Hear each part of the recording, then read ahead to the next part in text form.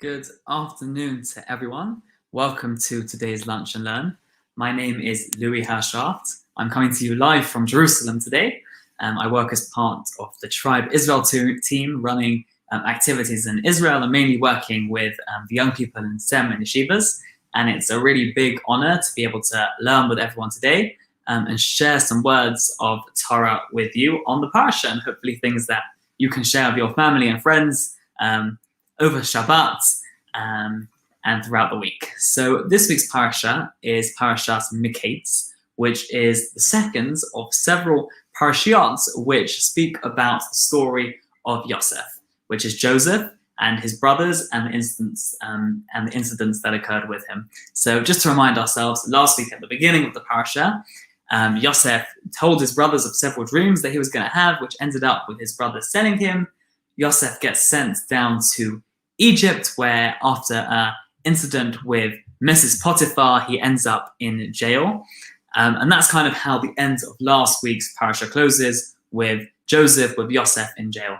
So before we delve in a bit more details to this week's parasha, I'd like just to do a short summary of each of the 7 aliyot. As we know, the parasha, when we learn in shul, is split into 7, and we'll go through each one just to summarize this week's story. Obviously, it's quite a well-known one, so hopefully many of us will be familiar, but just to refresh our memories.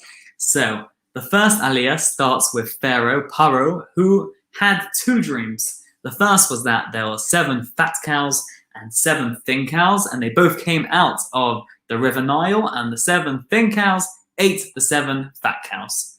He then had a second dream where there were these ears of grain, these bundles of grain, and the first 7 came out again, 7 fat ones, 7 thin ones, and the 7 thin ones gobbled up the 7 fat ones.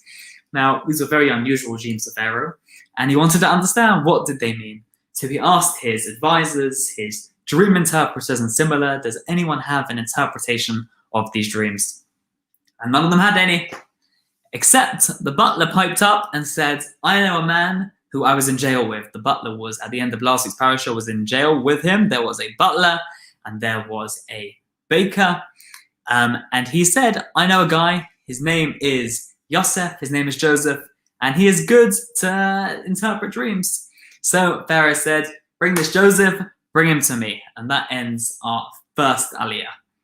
We move into the second aliyah. Yosef comes to Paro, to Pharaoh, and says, tell me the dream. And Pharaoh tells Joseph the dream, and Yosef tells Pharaoh, both of the dreams have the same message. It's very interesting. Well, we'll explain. But he says both of the dreams share the same message. He says there is going to be 7 years of plenty of food in Egypt.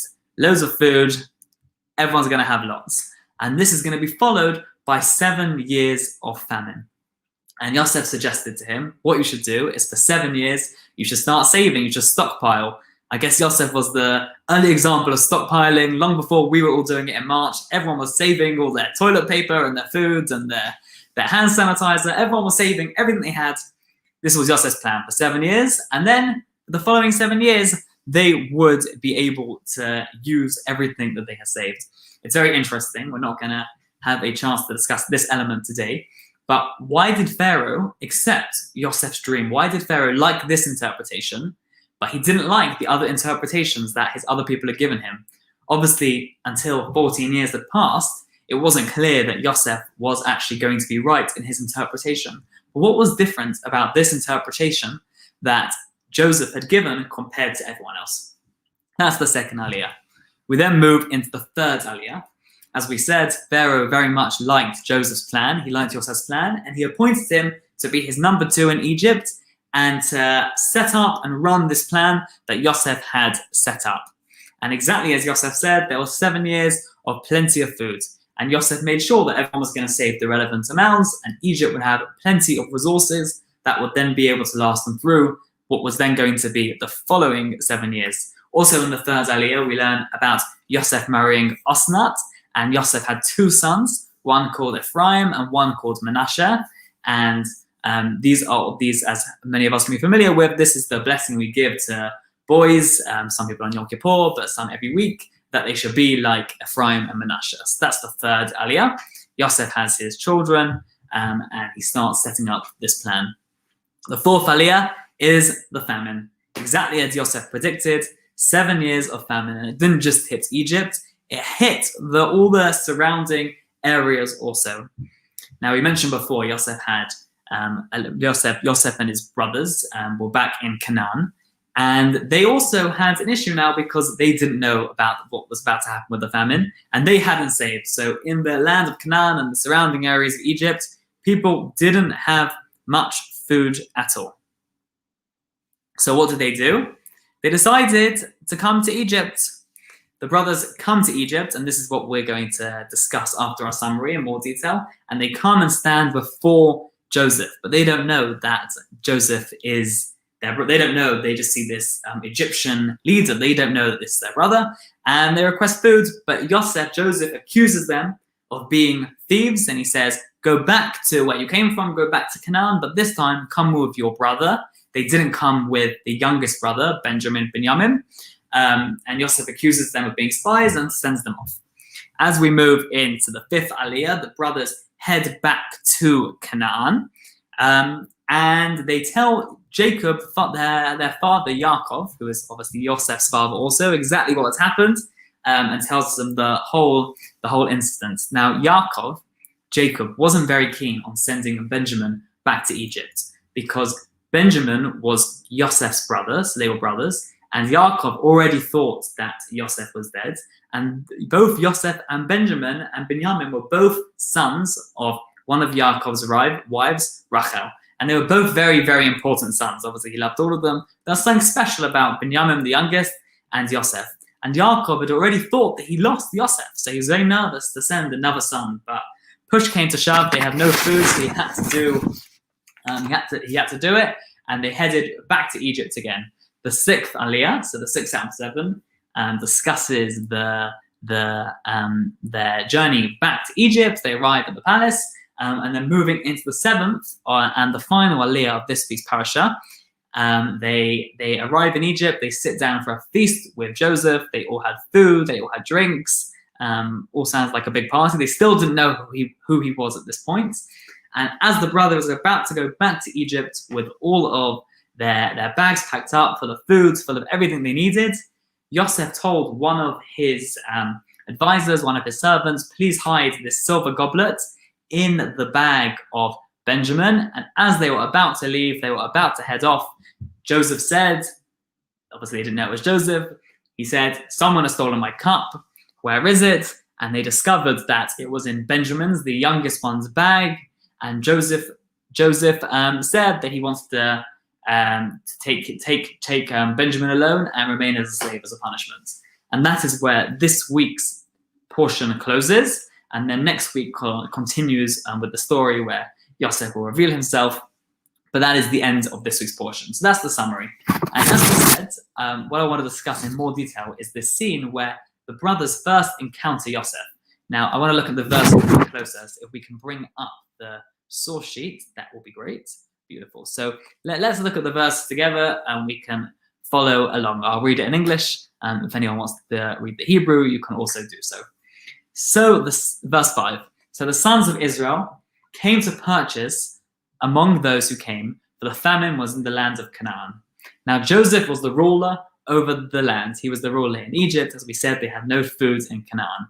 It was he who sold the grain to the entire populace of the land, and Joseph's brothers came and prostrated themselves to him with their faces to the ground. Let's just imagine this moment for a second.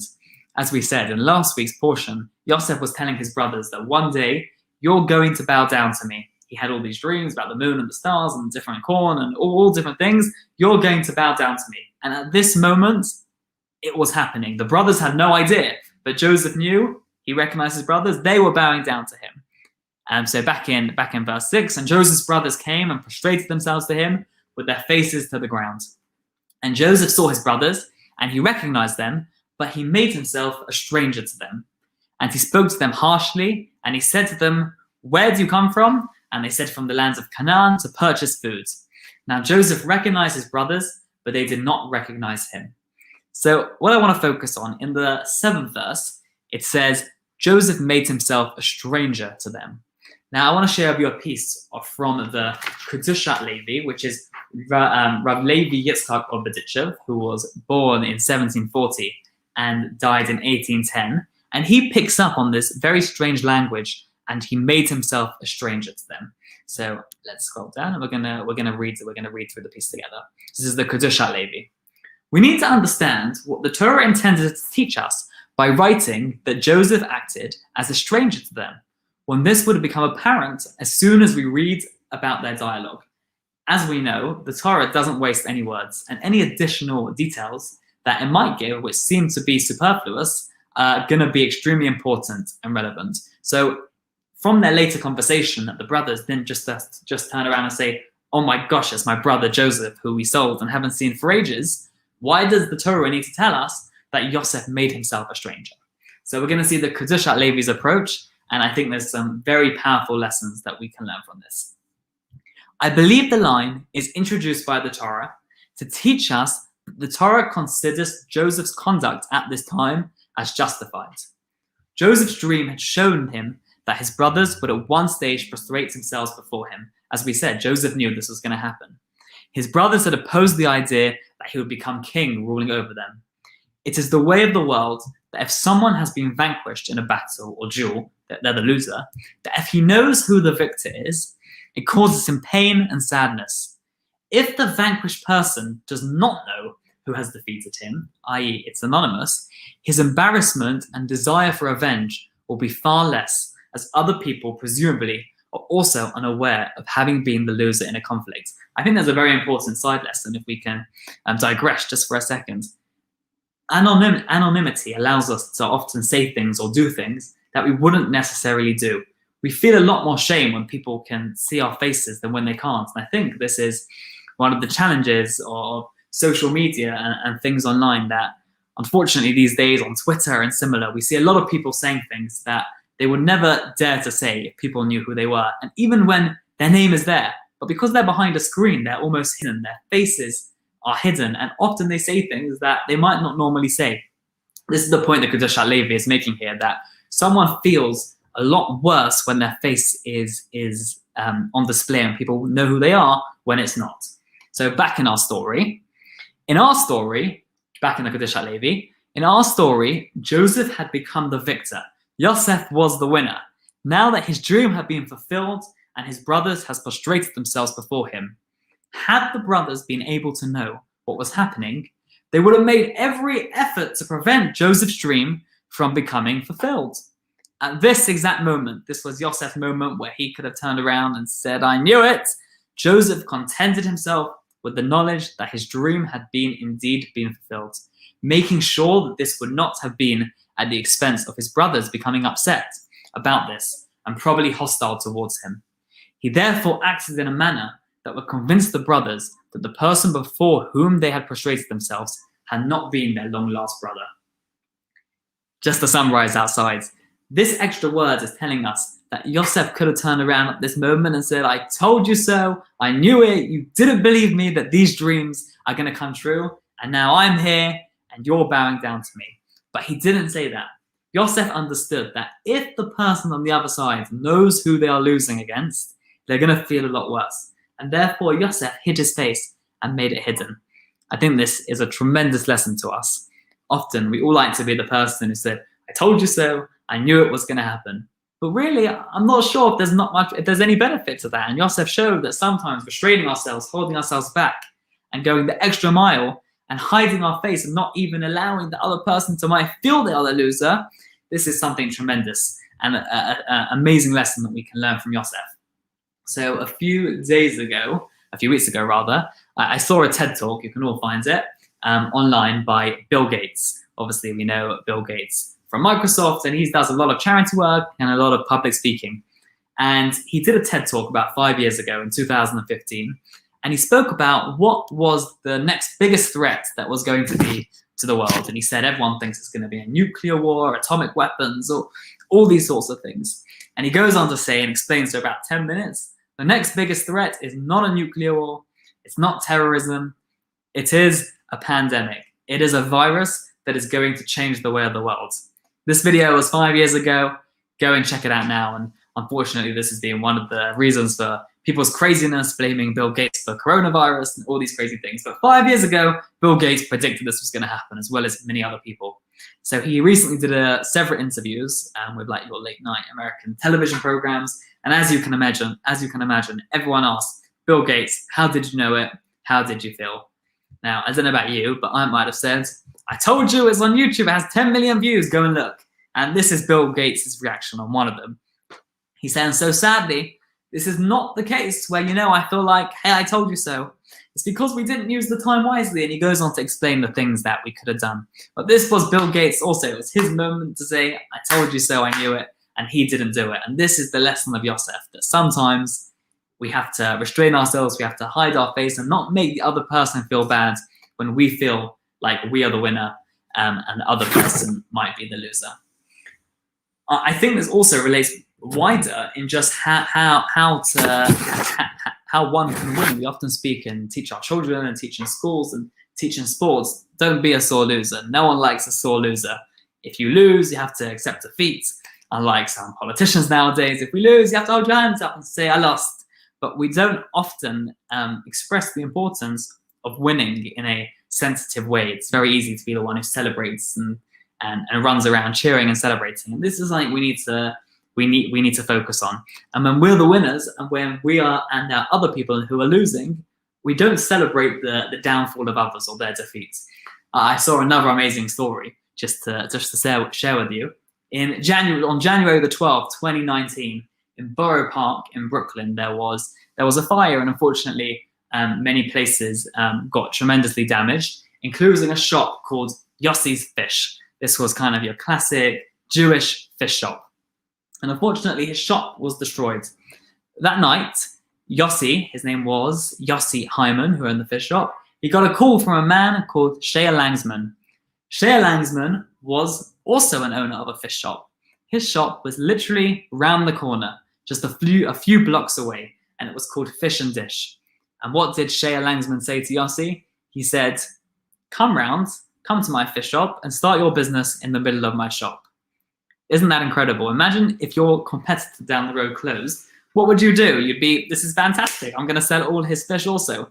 He decided to allow his competitor just from down the road, not just to help him start his business, but to open a shop in his same shop.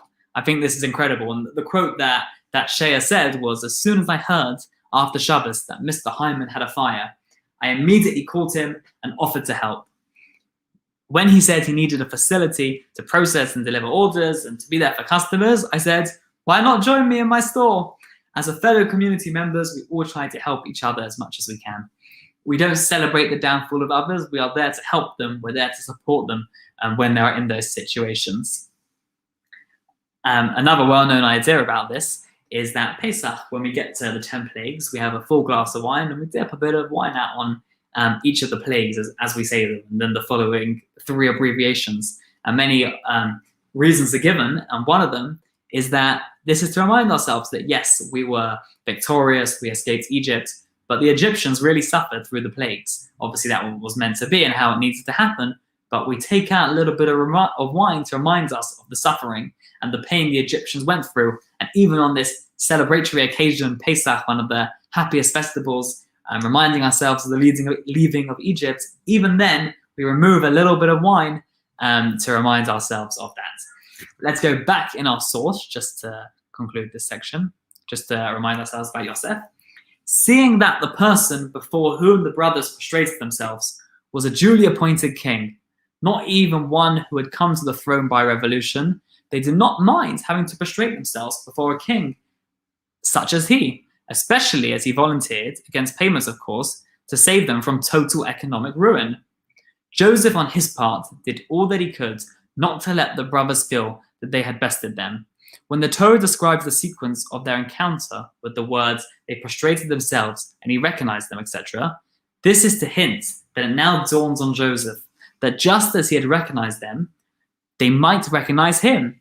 In order to avoid their becoming embarrassed, he then devised a scheme to disguise himself in every way possible so they did not recognize him. The Torah reports this, i.e. the hiding of Yosef's face, to show us that his disguise worked. So that is the That is the idea of Yosef. Now, I was wondering, does this relate to Hanukkah? We often speak about the idea of the miracle of the oil, how the oil was only meant to last for 1 day, but it lasted for 8.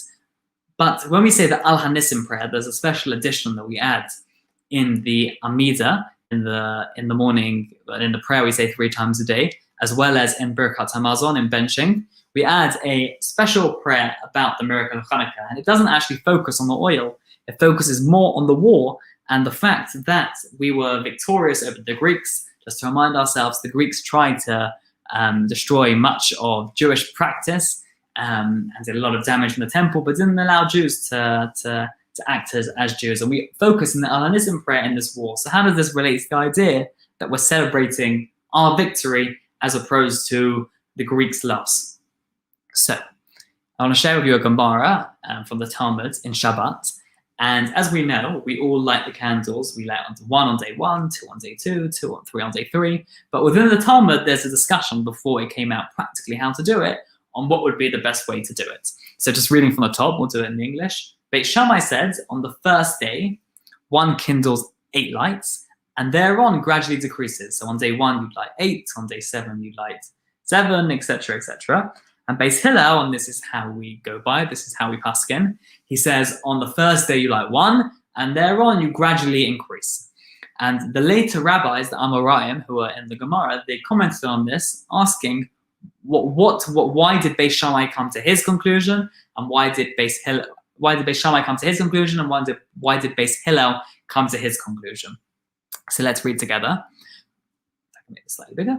There were 2 Amoraim in the west, Eretz Israel, who disagreed with regard to this dispute, Rabbi Yossi bar Avin and Rabbi Yossi bar Zavida. One said that the reason for Beis Shammai's opinion, Beis Shammai who goes 87654, is that the number of lights correspond to the incoming days, i.e. the future. On the first day, 8 days remain in the Chanukah and Hanukkah, 1 lights 8. On the second day, 7 days remain, 1 kindles 7, etc. So that's why we count down. The reason for Beit Hillel's opinion is the number of lights corresponds to outgoing days, and that's what we do. Each day, the number of lights corresponds to the number of days of Hanukkah that are already observed. So on 1, we light 1, on 2, we light 2. So that's the first view. But what I want to focus on is this second. One said the reason for Beit Shammai opinion is that the number of lights, i.e. going downwards, corresponds to the bulls on the festival of Sukkot. 13 was sacrificed on the first day, and each succeeding day, 1 fewer was sacrificed. So 13, 12, 11, etc., etc. So on Sukkot, these were the offerings that were sacrificed in the temple. And then Beis Hillel's opinion is that every day we want to go up in holiness and not down. So on the verses in the Torah that explain this idea of 13, 12, 11, Rashi explains that in total there were 70 bulls. And these 70 bulls represent the 70 nations of the world. And Rashi explains that we go down in the days because these nations were decreasing and diminishing and falling. And perhaps the reason why we don't go like Beis Shammai, we don't go with this 87654 based on the fact that the nations were decreasing, is because we don't want to focus on the defeat of others. Rather, we want to focus on our victory and increasing in holiness and going up and making that the focus. Okay, if I can take off the sources, I can do that actually. Beautiful. So I want to share one more idea that I think wraps this all up together. So we spoke at the end of this week's parasha that it's discovered that seemingly Benjamin had stolen the silver goblet. However, we know, as we know, but the brothers didn't know, that it was Joseph who hid it in the bag behind, hid it in Benjamin's bag when no one was looking.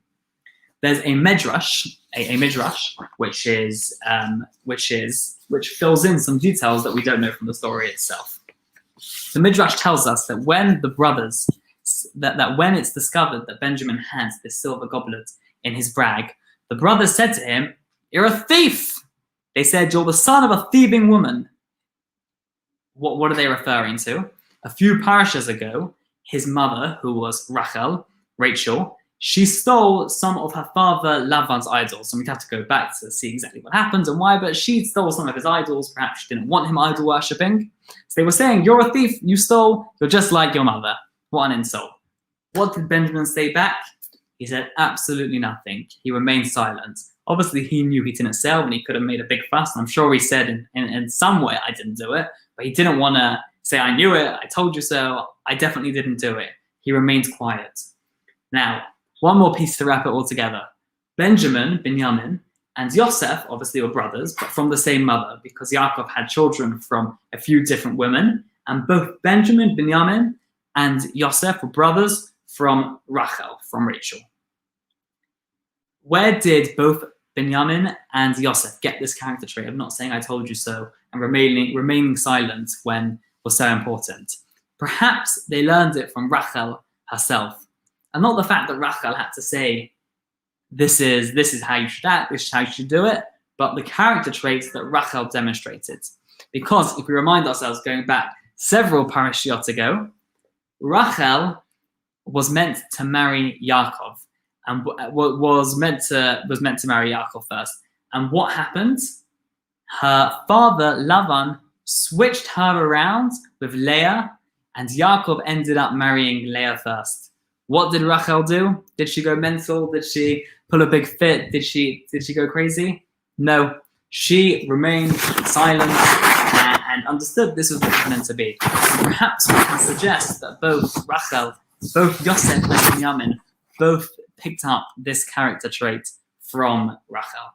So just to conclude, we'll just remind ourselves what we said. We went through the whole story of the Parasha, then we looked on the base, we saw the Kedushat Levi. We said, why did Yosef cover his face? Why did he hide it? We said Yosef didn't want to embarrass the brothers. We said it's so much easier to have shame when your face is hidden than as opposed to it's not. And we spoke about the negatives of that. We spoke about Bill Gates, how he could have said, I told you so.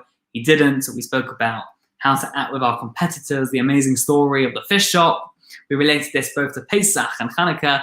And we've seen that perhaps Yosef and Binyamin both inherited this character trait from their mother Rachel, perhaps where this all started. So that concludes our learning today. I just wanted to say that please God, our learning together, if I can, should be for Refuah Shlema, for Sarah Bas Rachel, and for an Aliyah ben Shama in memory of Shraga Melech ben Reuben. And I just want to wish everyone a beautiful Shabbos, a great Hanukkah, and thank you for learning with me today.